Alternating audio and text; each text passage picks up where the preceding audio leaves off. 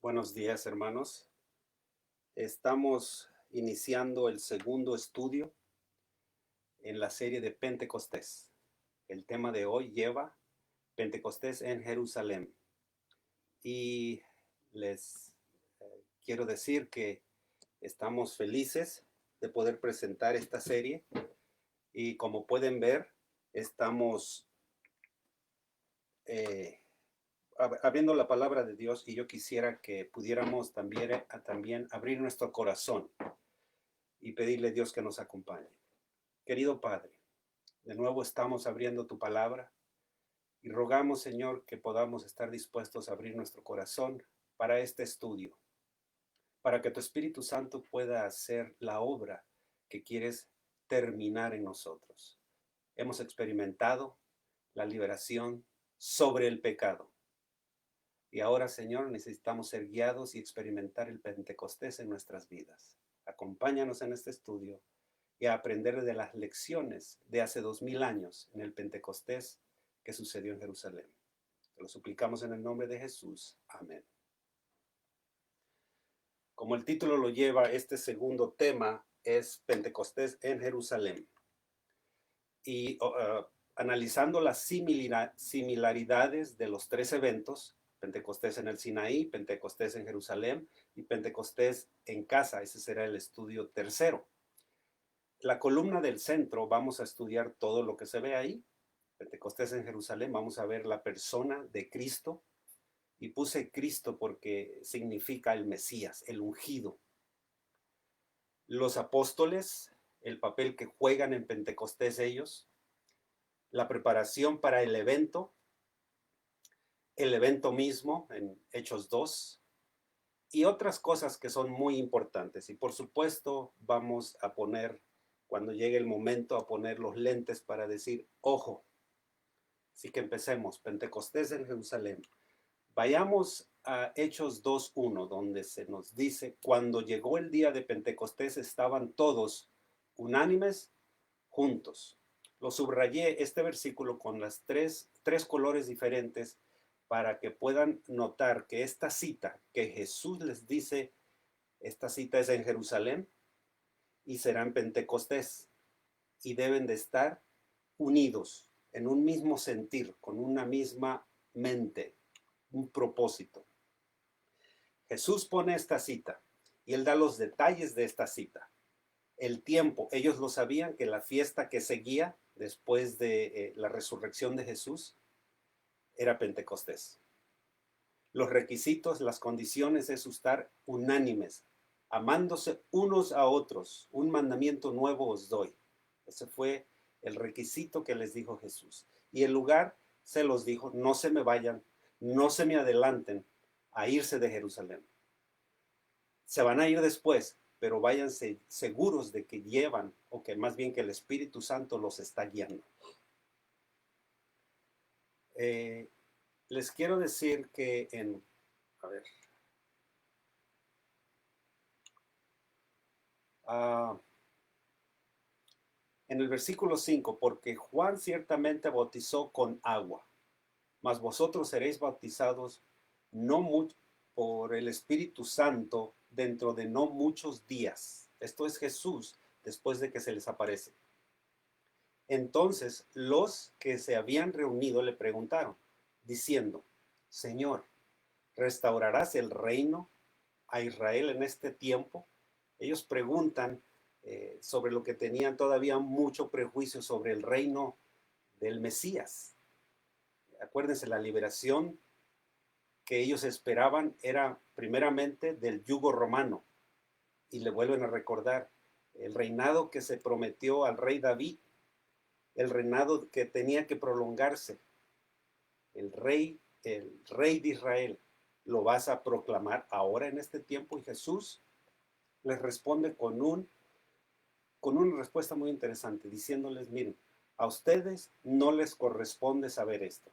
Este es un secreto del Padre y Él no lo ha revelado. Así que tranquilos. Y luego dirige la mente otra vez hacia lo que les venía hablando, del Espíritu Santo.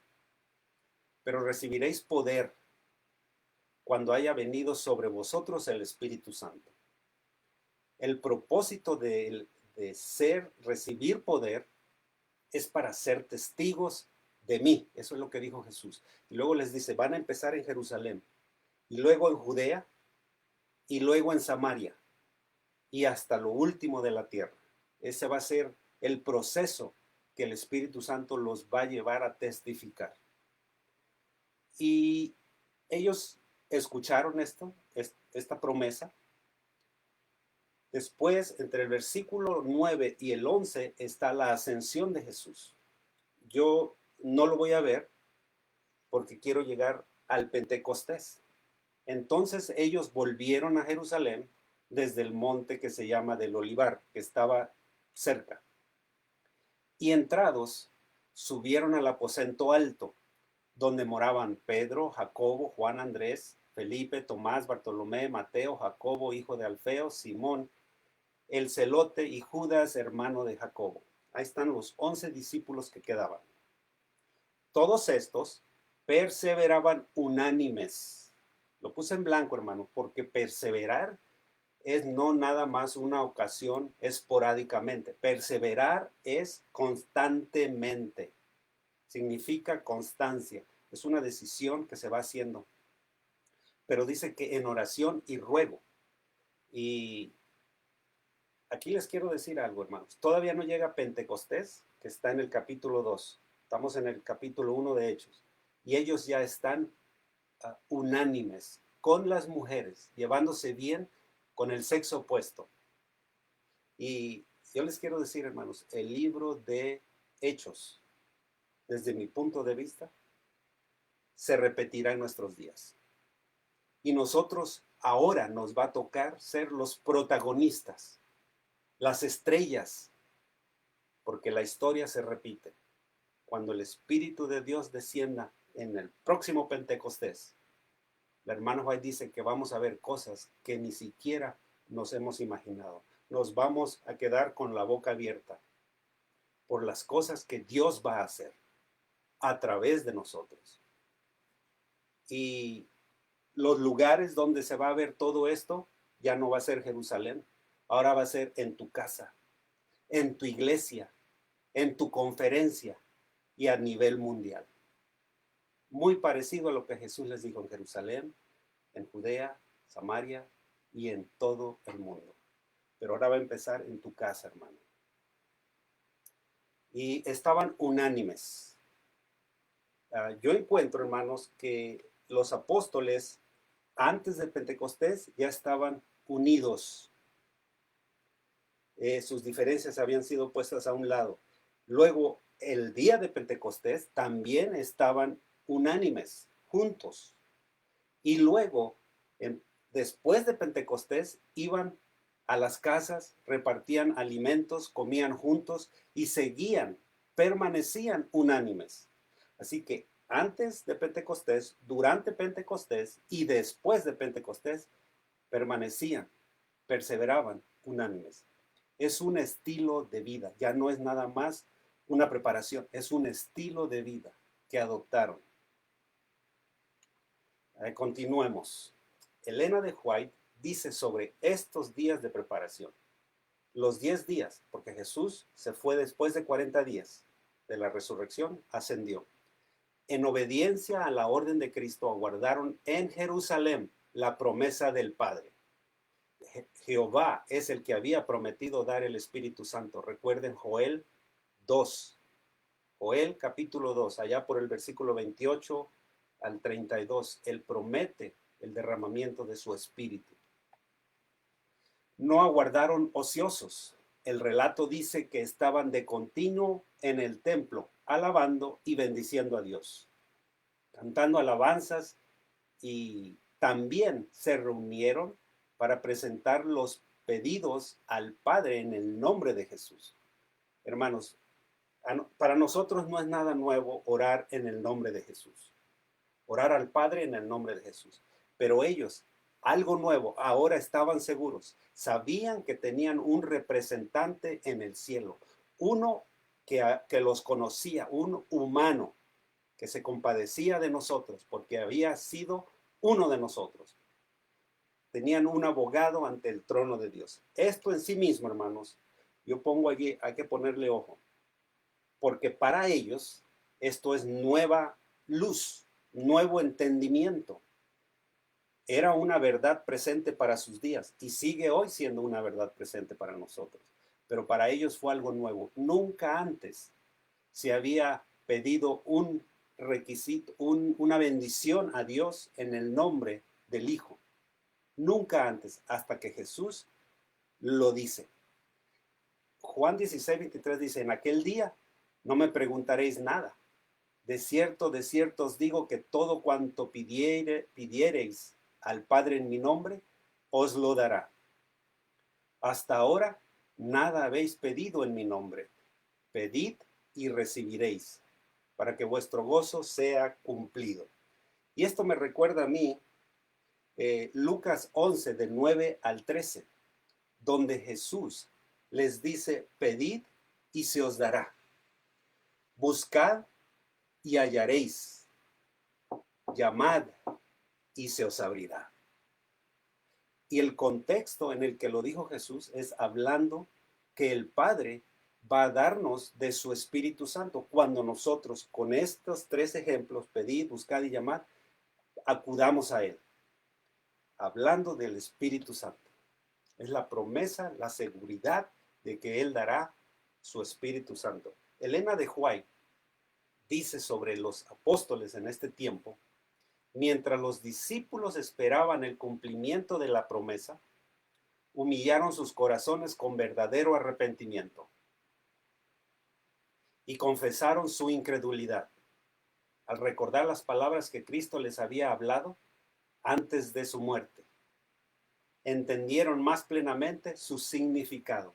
Imagínense este versículo de Lucas 11, 9 al 13, donde pidan y se dará, buscad y hallaréis, llamad y se os abrirá. Ahora, Cristo les dijo, el Padre, yo me voy y el Padre les dará el cumplimiento de esta promesa que Él ha prometido.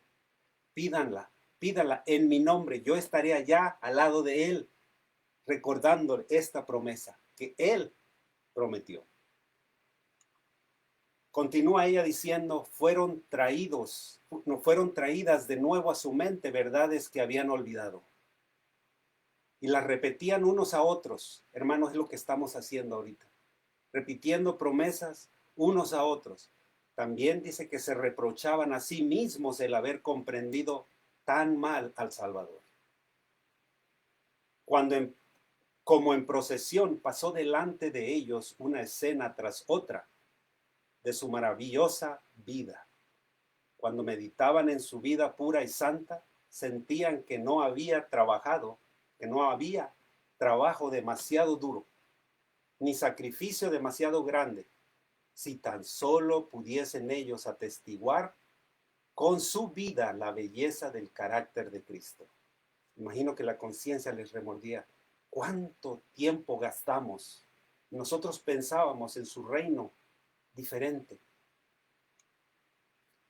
Y ella añade, oh, si tan solo pudieran vivir de nuevo los 3 años pasados, pensaban ellos. De cuán diferente modo procederían. Si solo pudieran ver al Señor de nuevo, cuán fervorosamente tratarían de mostrar la profundidad de su amor y la sinceridad de la tristeza que sentían por haberle apenado con palabras y actos de incredulidad.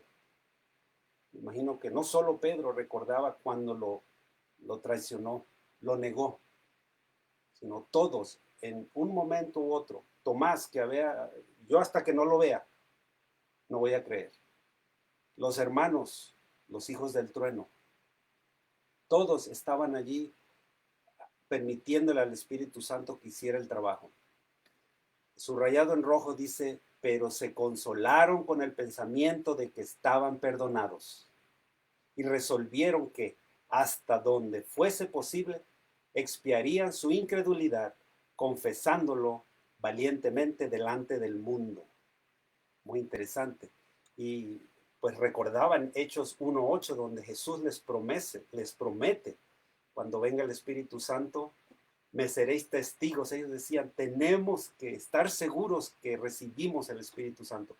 Y esta nota los preparó para el día de Pentecostés. Pedían perdón, se reunían constantemente para orar y rogar por el Espíritu Santo. Los discípulos oraron con intenso fervor pidiendo capacidad para encontrarse con los hombres y en su trato diario hablar palabras que pudiesen guiar a los pecadores a Cristo.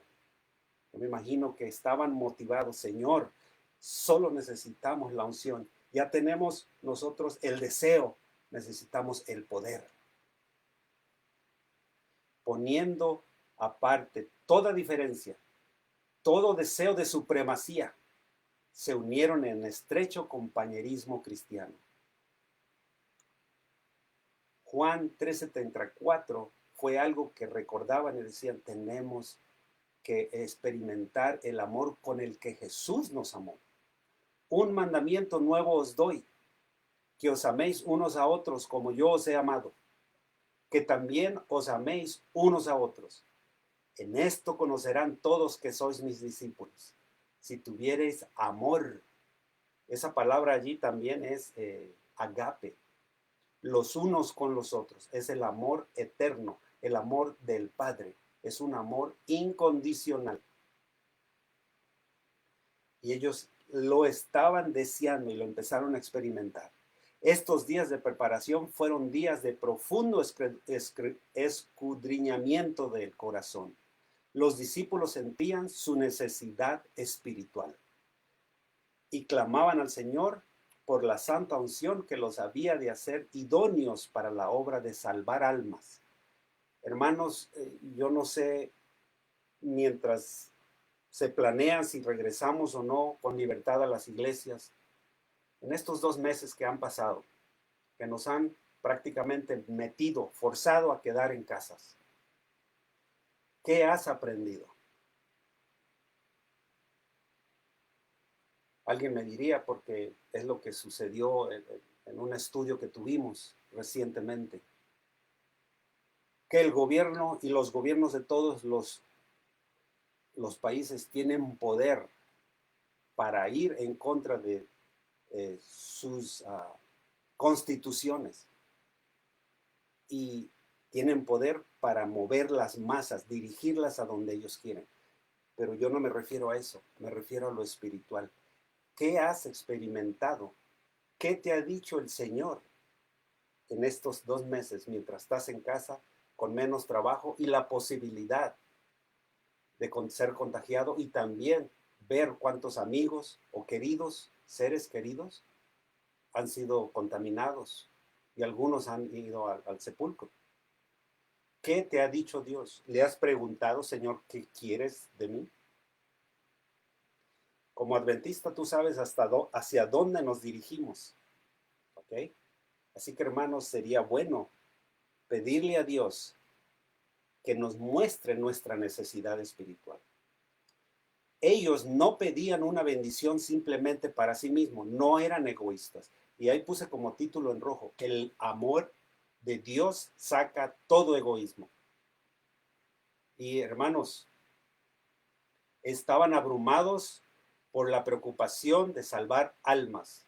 Comprendían que el evangelio había de proclamarse al mundo y demandaban el poder que Cristo había prometido. En aquellos días, ahora es el versículo 15 de Hechos 1. Estos fueron comentarios de Elena de White sobre los días de preparación que ellos hicieron. En aquellos días Pedro se levantó en medio de los discípulos y estaban reunidos como 120.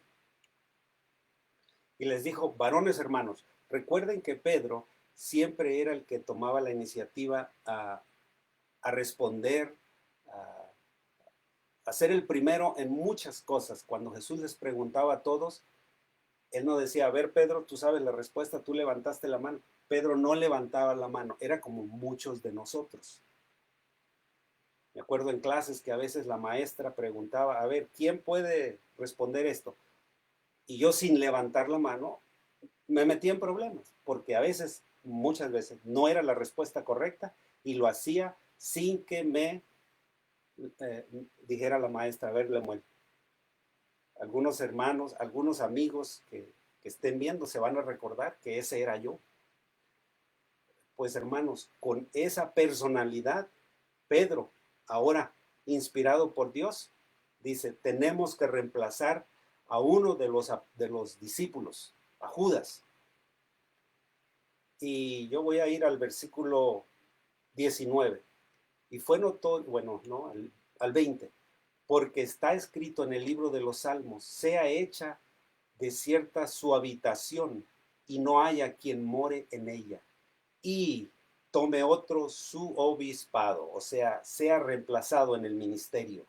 Por supuesto, ya había sido ahorcado, él mismo se ahorcó, y ahora faltaba uno. Acuérdense que estaban reunidos 11 discípulos. Pedro conocía su teología y sabía que 12 tenían que estar presentes para Pentecostés, porque era la representación perfecta del número 12 de la totalidad del cristianismo donde iba a llegar el mensaje de Jesús.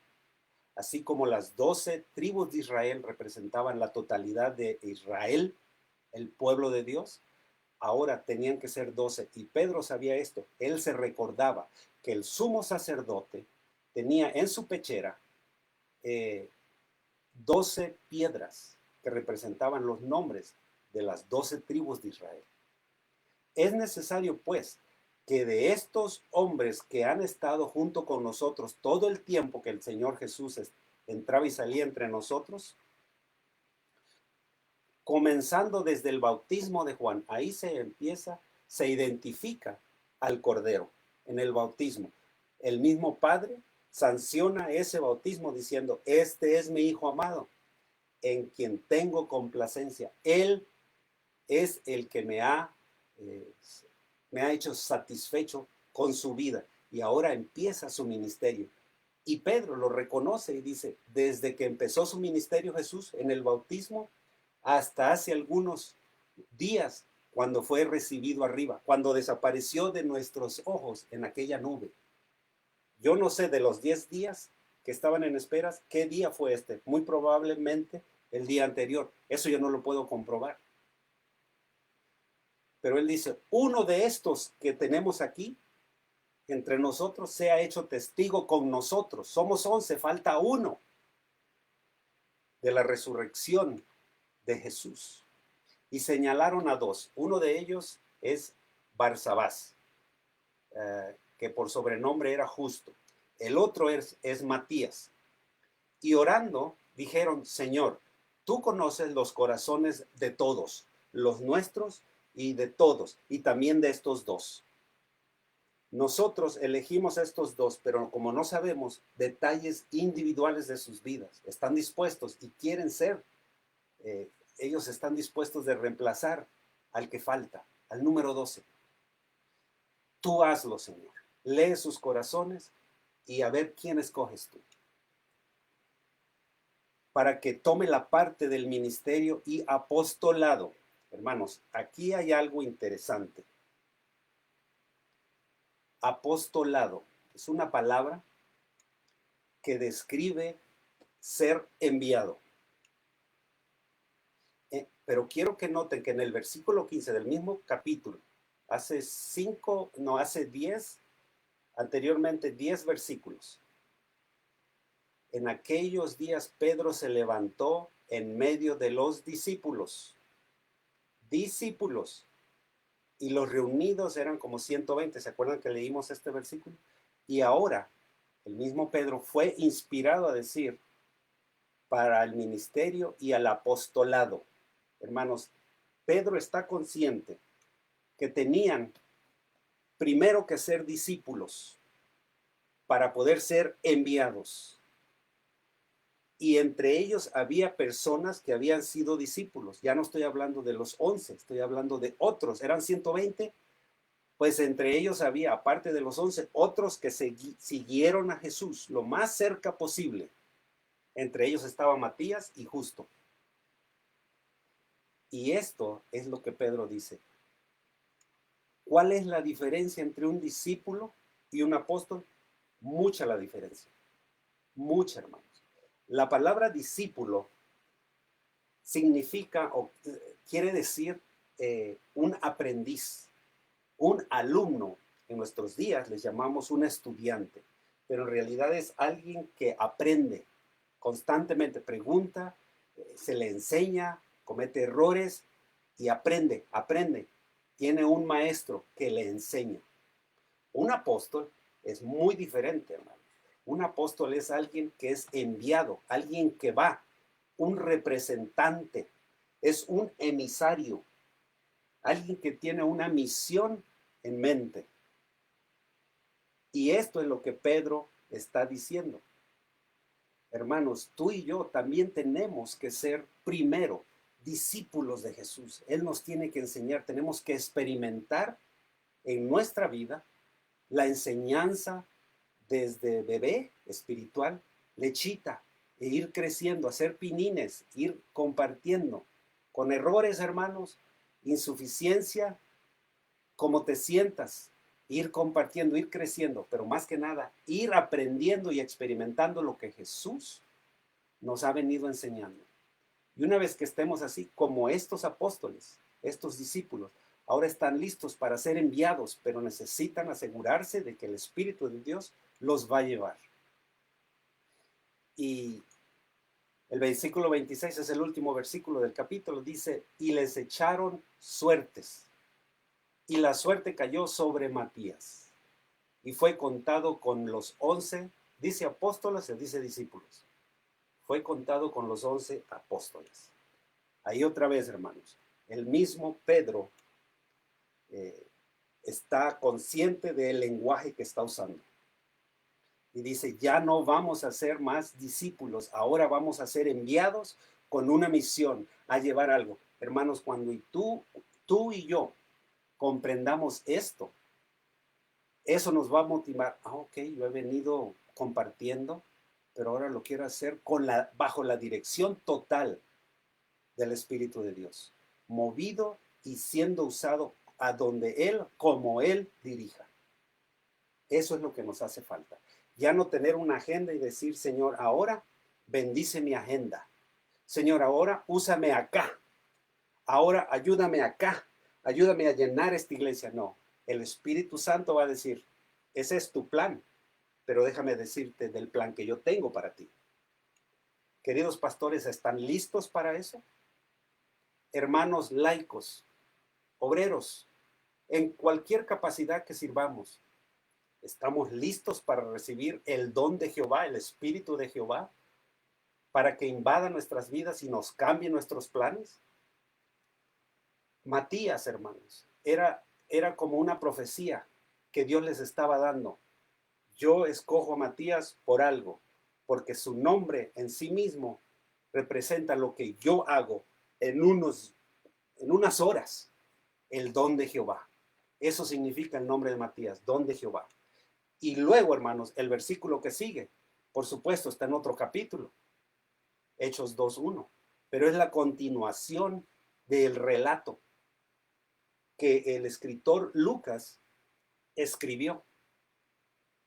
Así que, hermanos, para estar nosotros en nuestros días llenos del Espíritu de Dios, necesitamos hacer los pasos, siendo que yo he dicho, ¿verdad?, que el libro de Hechos de los Apóstoles se va a repetir en nuestros días. Pues necesitamos empezar en el principio, en el comienzo, con la misma actitud de los apóstoles, reconociendo que sí, seguimos siendo discípulos porque Jesús nos sigue enseñando, pero lo que hemos aprendido, lo que hemos experimentado, ahora nos toca llevarlo con una misión a donde el Espíritu de Dios nos lleve, nos guíe, y Él pondrá palabra que digamos.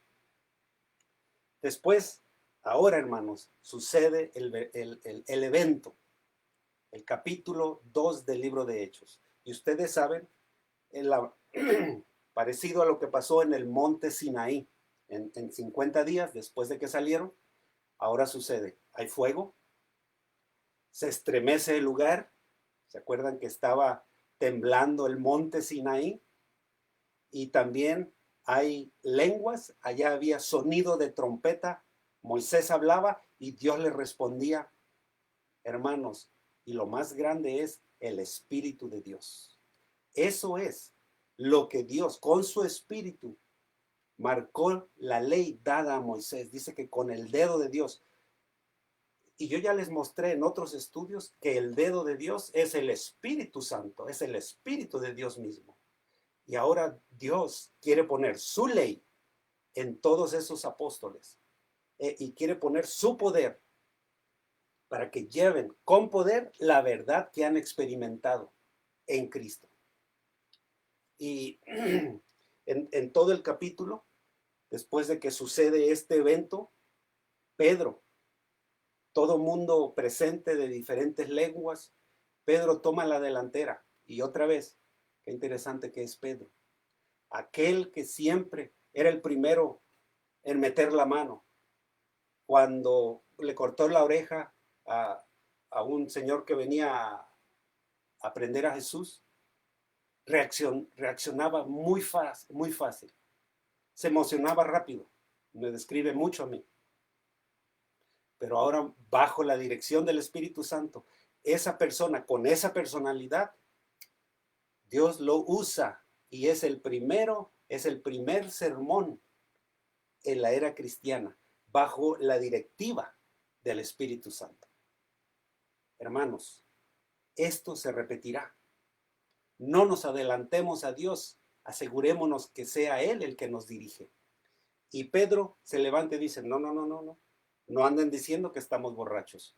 Esto de hablar en lenguas es porque Dios tumbó la barrera que Él mismo levantó allá en la Torre de Babel. Él dio confusión de lenguas y los dispersó porque había un desafío a su poder, a su autoridad, a su directiva. Querían hacer una torre y Dios dijo, no señores, y les confundió la lengua. Pero ahora, Él mismo, con su poder, con su espíritu, nos ha dado el derecho para tumbar esa barrera. Ahora nosotros estamos siendo usados para llevar el evangelio a toda nación, tribu, lengua y pueblo. Y Pedro les explicó, usando lo que hemos recibido, está citando a Joel 2, es la promesa del Espíritu Santo, es el cumplimiento de Joel 2. Esto que ustedes ven no es más que ese cumplimiento. Elena de White dice que ese cumplimiento no fue agotado, que en nuestros días va a ser superlativo, va a ser más grande que lo que pasó en Hechos 2. Hermanos, esto a mí me emociona, pero a la misma vez me llena de humildad porque yo no me la quiero perder. Yo quiero ser usado. Tengo estudios y tengo cosas. Nunca terminé mis estudios en teología, pero tengo estudios personales que estoy descubriendo cosas y si Dios abre las puertas, los voy a mostrar a través de estos medios. Es lo que estoy haciendo, pero no me quiero adelantar. Quiero ser usado por el poder del Espíritu Santo. Y Pedro les menciona al rey David, en ese capítulo 2 de Hechos, les dice el rey David, hablando del apogeo de la historia de Israel. El reino del rey David y también de su hijo Salomón eran la cumbre del pueblo de Israel. Lo recordaban esos eventos y esos reinados con mucho gozo y hasta los pronunciaron. Fue el rey David quien inició la escuela de música. Él fue el que puso el himnario hebreo, que ahora nosotros lo conocemos como los salmos. Ellos estaban siendo bendecidos grandemente por la historia, por lo que había hecho el rey David. Y ahora lo menciona, muy parecido a nosotros cuando reconocemos los pioneros, y entre ellos a Elena de White. Así estaba Pedro diciendo de la historia, pero dijo, el rey David, siendo profeta, profetizó de la muerte de Jesús. Y también profetizó que no iba a quedar en el sepulcro, no iba a conocer corrupción. Y luego les dice, y muchos de los que están aquí gritaron, crucifíquenle, crucifíquenle a Jesús. Y prefirieron a Barrabás, soltar a Barrabás. Y hermanos, ustedes saben, Pedro hablando les dijo, hermanos, ustedes saben que Dios lo levantó, nosotros lo vimos, Dios lo levantó y hace unos días, hace 10 días, se lo llevó al cielo y ahora está allá sentado a la diestra de Dios Padre, esperando poner todos sus enemigos por estrado de sus pies. Pedro inspirado les contó toda esa historia y les dice, así que ustedes saben bien y tienen que escoger el Padre, Dios, Jehová, quien ustedes y yo oramos, quien ustedes y yo somos guiados, ahora nos ha ungido porque ungió a su Hijo, quien es la cabeza de la iglesia. Ahora nos ha ungido. Esto que ustedes ven es la unción del Espíritu Santo. Y ustedes lo crucificaron al Hijo de Dios. Y Dios lo levantó. Y Pedro fue interrumpido por algunos y le dijeron a Pedro, varones hermanos, ¿qué haremos? Nos damos cuenta que tenemos un problema muy grande. A Jesús sí lo crucificamos. ¿Qué hacemos? Y esto está en Hechos 2:37. Entonces, oído esto, el sermón que había dado Pedro, fueron compungidos de corazón y dijeron a Pedro y a los otros apóstoles, varones hermanos, ¿qué haremos? La respuesta de Pedro, movido por el Espíritu, dice, arrepentíos y bautícese cada uno de vosotros de vuestros pecados. Bautícense en el nombre de Jesucristo, en el nombre del que ustedes crucificaron, en el nombre de que ustedes dijeron, crucifíquenle, en ese nombre. Jesucristo, en realidad es Yoshua HaMashiach, en hebreo. ¿Para qué? Para perdón de vuestros pecados. Y recibiréis el don del Espíritu Santo. Hermano, Pedro les dice, porque la promesa también es para vosotros y para vuestros hijos y para los que no están aquí. Esa promesa se la tenemos que llevar a todos, todo Israel y hasta el fin del mundo. Pedro, movido por el Espíritu Santo, les explica y dice el relato que ese día se bautizaron 3,000. Alguien me preguntó, ¿cómo le hicieron para bautizar tanta gente en tan poquito tiempo? Yo no sé, pero a mí me gustaría verlo otra vez. ¿A ti no te gustaría verlo, hermano, en nuestros días? Quiero decirte algo. Muchos de nosotros esperamos cumplimientos de estos, de este tamaño, de esta magnitud. Y hasta en nuestra mente decimos, cuando todas las iglesias se llenen, cuando bauticemos en cantidad grande y todos vengan y llenen las iglesias, quiero decirte, hermanos, que muy probablemente eso no suceda. Muy probable que eso ya no suceda.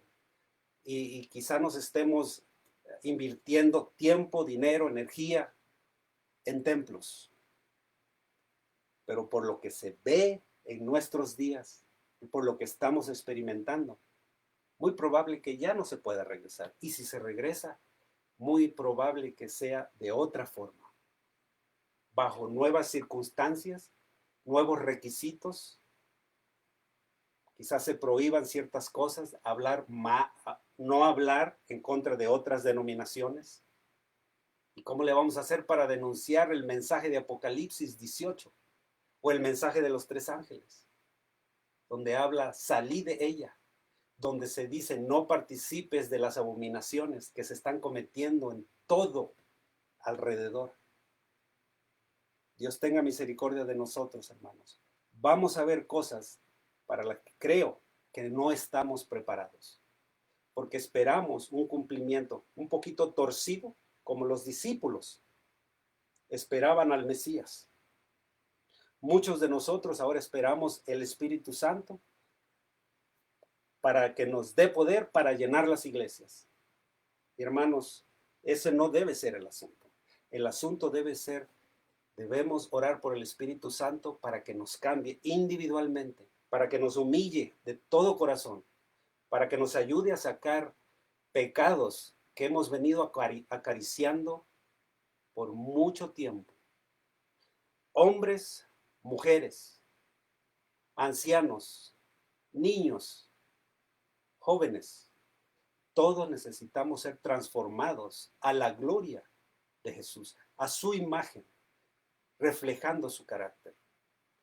Quiero terminar, hermanos, antes de orar, les quiero recordar que en el primer estudio mencionamos, y Jehová le dijo a Moisés, una vez que había subido 2 veces, llega la segunda vez a ese monte ese día 49, ¿se acuerdan?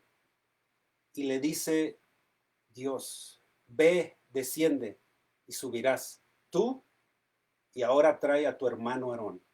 Aarón es el que portaba la luz, su nombre lo menciona, su nombre lo proclama, el que trae la luz. Pero es porque Aarón representaba la obra del ministerio sacerdotal de Jesús. Y Aarón tenía que estar allí presente como representante de la persona de Jesús, pero el ministerio de Jesús después de su muerte, cuando asciende y es sumo sacerdote a favor nuestro. Hermano, Jesús en Pentecostés empezó su obra de sacerdote a nuestro favor. Fue ungido por el Padre con un reconocimiento de su presencia, ya no con aceite. Y ahora es lo que Pedro les dice en Hechos 2. Lo que ustedes ven es evidencia de lo que ha sucedido allá en el cielo. Jesús ha sido iniciado o ungido para empezar su sacerdocio celestial a favor nuestro. Y lo que ustedes ven aquí es el cuerpo que ha recibido la unción. La cabeza es ungido, así se ungía al sacerdote, se le echaba el aceite en la cabeza y bajaba por la barba. Eran hombres, la barba de Aarón, y le llegaba a los bordes de su vestidura, a todo el cuerpo, la iglesia. Pedro les explicó todo esto. Y ahora nosotros tenemos la oportunidad también de que el cuerpo vuelva a experimentar cosas más grandes de las que experimentó en Pentecostés, Hechos 2. ¿Estás listo, hermano, para lo que viene? Pastor, ¿estás listo para que un ignorante como el servidor que tienes enfrente, saben que ya hasta por los años que he estado en Estados Unidos se me está olvidando el español? Y el inglés pues no lo he aprendido tan bien. Hermanos, créanme, yo sí necesito la unción del Espíritu Santo para poder proclamar las verdades, para que Dios pueda usar el lenguaje correcto para llegar a los corazones. Hermanos, estamos a 3 días del Pentecostés. Hoy es jueves. Queda el viernes, el sábado y este domingo, el último día del mes de mayo, es el Pentecostés para el año 2020. Hay un grupo de hermanos que va a estar en oración pidiendo, si es que Dios tiene la intención de que en esta ocasión, este año, coronarlo con su presencia y dar la unción masiva de su espíritu. Vamos a estar en oración. Únete. Yo voy a tener una predicación a las 9 de la mañana y los quiero invitar a todos los que puedan. Querido pastor, decía yo, ¿estás listo para que un hermano o un niño o una hermana sea usado con poder? ¿Lo recibirás? ¿Lo ayudarás? ¿Lo promoverás al ver las evidencias de que Dios está usando fuertemente, poderosamente a esa persona? ¿O te opondrás a él o a ella? Dios tenga misericordia de nosotros. Oremos. Querido Padre que estás en los cielos, estamos deseosos, Padre, de que tú sanciones con tu presencia en forma positiva la unción de tu Espíritu Santo en nuestras vidas cuando tú dispongas. Nosotros que entendemos un poquito sobre las fiestas anuales, específicamente la del Pentecostés que está por suceder, queremos disponernos, meternos bajo la directiva de tu Espíritu Santo, en caso de que sea así, Señor. Inclúyenos, te lo suplicamos en el nombre de tu Hijo amado, Joshua, Jesucristo. Amén.